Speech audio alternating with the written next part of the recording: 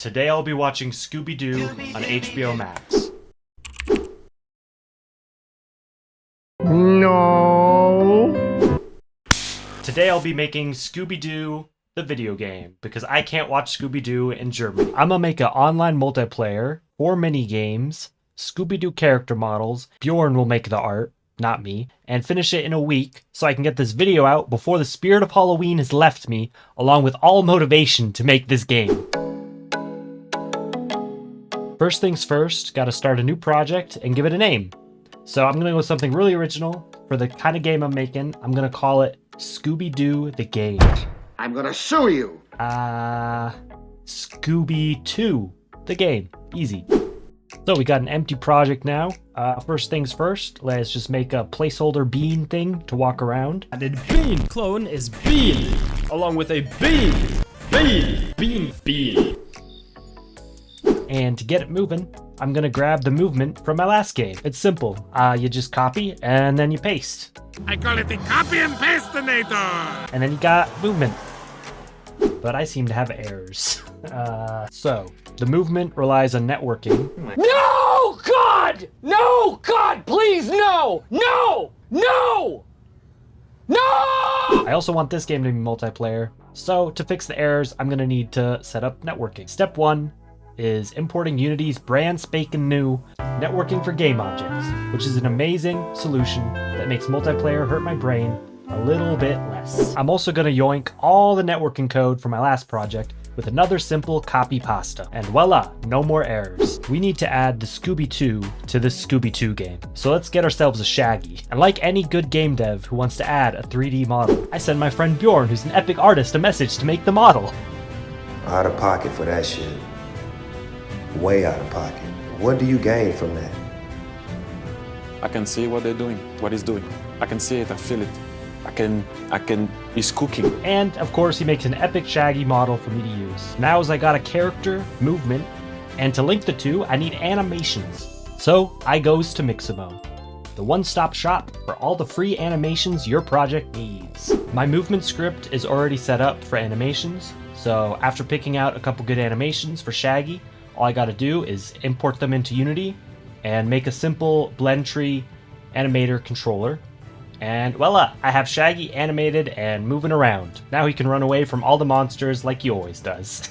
There's a lot of running away from monsters in Scooby-Doo, so let's make that a game. One player can play as the monster, and the rest can play as Shaggy. I guess we'll need more characters, but point is, the gang running away. So first thing we'll actually need is a monster. So once again, I'll send Bjorn a message. Can I get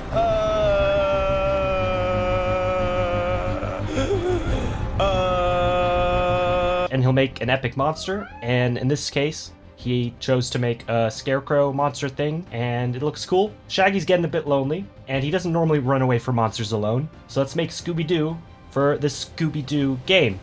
Here we go again. And of course, again, I'm not making this because I don't know how to 3D model, so luckily my friend Bjorn, the wonderful artist, will create Scooby-Doo. So as part of the networking code I copy-pasted, I already got a structure for keeping track of the score players have, so all I have to do is give points to the monster when they catch the player, and points to the player if they don't get caught, and run out the timer.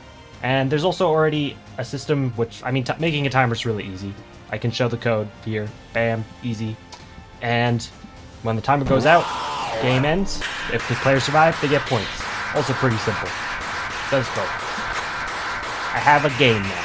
I also think it would be cool to have Daphne in the game, because we need more of the Scooby Gang. So, Bjorn, get on it.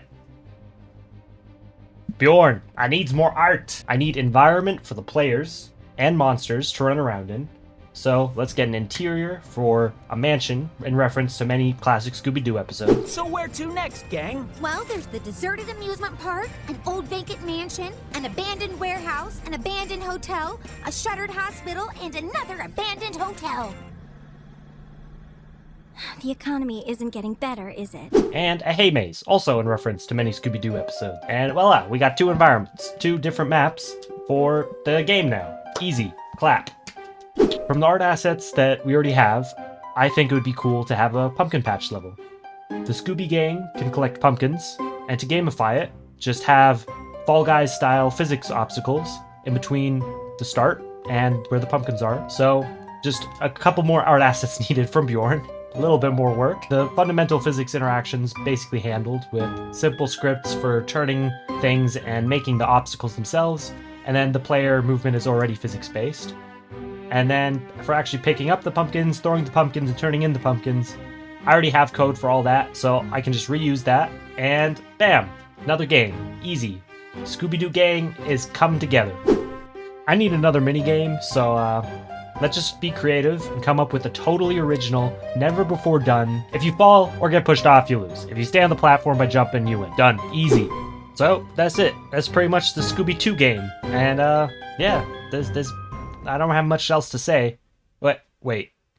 I'm hearing Warner Brothers already made a show about my game, but they changed the characters so I wouldn't sue them. They changed the shades of their skin, renamed Shaggy to Norville, and they removed Scooby-Doo, the dog, the main character from it.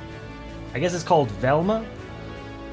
Who's Velma? Thank you for watching. If you want to see more devlogs and more of me being silly and making video games, then be sure to subscribe, click the notification bell, and to prove that you watched the video all the way to the end, even after I told you to subscribe, write something in the comments. I don't know what. Maybe, write Scooby-Doo, write Scooby-2 is the real Scooby-Doo in the comments.